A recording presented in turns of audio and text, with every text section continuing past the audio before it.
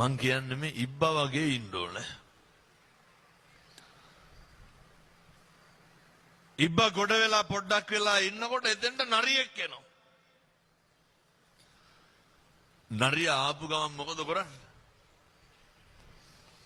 ඉබ්බා කෑලි ටික ඇතුළට දාගන්නවා. නරියා තට්ටුවක් දානවා ඉබ්බාගේ කට්ටට. කවුද මේ නරියා? නරි තට්ටු දැම්මට ඇවිස්සෙන්න එපා හොඳේ. පුරුදු වෙලාම ඉන්නේ මොකේද? නරිය තට්ටුවක් දාපුවම කලබල වෙනවා. මේ නරියා තමයි මාරයා. නරියා තමයි කෙලස් උත්පාදනය කරන්නේ. නරි තට්ටු කරනකොට ඉබ්බ මොකද කරන්නේ? ඉබ්බ අඬු එළියට දාන්නේ. අපිට තට්ටුවක් දැනෙනකොට අපි මොකද කරන්නේ? අපේ ඉන්ද්‍රියන් වලට මොකද වෙන්නේ? කුලප්පු වෙන්නේ නැද්ද? දැන් උන් බැලි හැකියව මෙතනත් ඕන. ඔය වැටයින් ඉන්න කට්ටිය සේරම හිට ගන්න ඕන. එතකොට මොකද වෙන්නේ පිටිපස්සේ කට්ටිය? කුණහර පටන් ගන්නවානේ. කලබල වෙන්න එපා. නරි තට්ටු දානවා.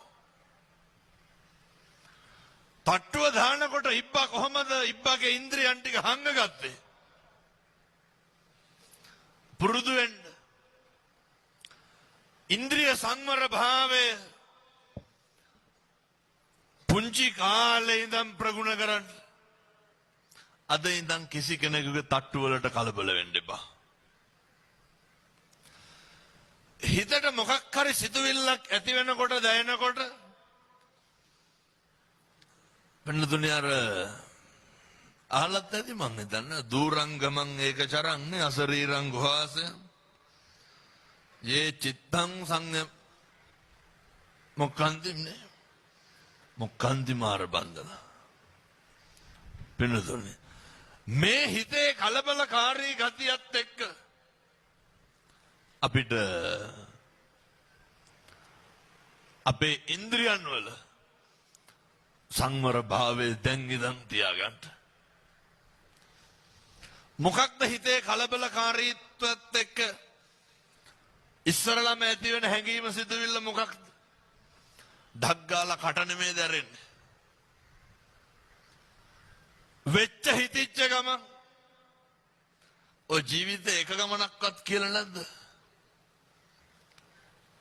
සමහරු කියනෝනේ දෝ මැරිලවත් යන්නේ නැහැ නේ කියලා. පවුද පින්ද? ඔය කියනෝනේ බලන්නෝ ගෙවල් වල දබර වෙනකොට හැම ඔය කියනෝනේ අතප්පයක්වත් කැඩියන් කියලා. කියලාම නැද්ද? බණහන ගම ඉඳගෙන කල්පනා කරන්න ඕන හොඳේ. මං කී ගමනක් විතර ඔය කියලා දෙනවද කියලා. පව් සිද්ධ වෙන්නේ නැද්ද?